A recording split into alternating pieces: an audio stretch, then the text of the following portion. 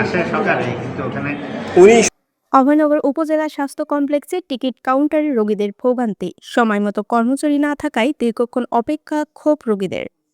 বিস্তারিত থাকছে শিমুল হকের প্রতিবেদনে।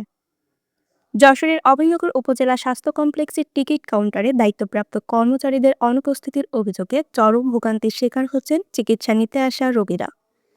নির্ধারিত সময়েও কাউন্টারে কর্মচারী না থাকায় দীর্ঘক্ষণ অপেক্ষা করেও অনেক রোগী টিকিট সংগ্রহ করতে পারছেন না বলে অভিযোগ উঠেছে।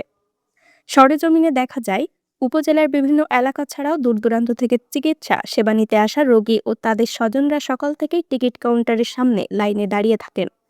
কিন্তু অনেক সময় দায়িত্বপ্রাপ্ত কর্মচারীদের অনুপস্থিতির কারণে টিকিট প্রদান কার্যক্রম শুরু হতে দেরি হয়। ফলে রোগীদের দীর্ঘ সময় অপেক্ষা করতে হয় এবং চিকিৎসা গ্রহণে বিলম্ব ঘটে। ভুক্তভোগী কয়েকজন রোগী জানান, তারা সকাল সকাল হাসপাতালে এসে লাইনে দাঁড়িয়েও অনেক সময় টিকিট নিতে পারেন না।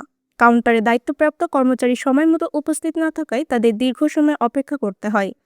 এতে অসুস্থ রোগীদের দুর্ভোগ আরও বেড়ে যায়।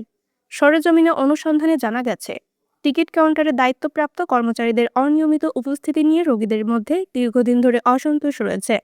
অনেক রোগীর অভিযোগ, নির্ধারিত সময় অনুযায়ী টিকিট বিতরণ কার্যক্রম শুরু হলে এ ধরনের ভোগান্তি অনেকটাই কমে আসতে পারে।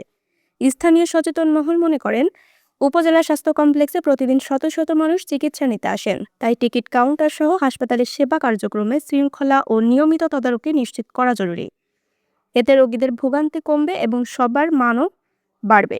এ বিষয়ে অভয়নগর উপজেলা স্বাস্থ্য কমপ্লেক্স কর্তৃপক্ষের বক্তব্যে জানতে যোগাযোগের চেষ্টা করা হলেও তাৎক্ষণিকভাবে কোনো মন্তব্য পাওয়া যায়নি।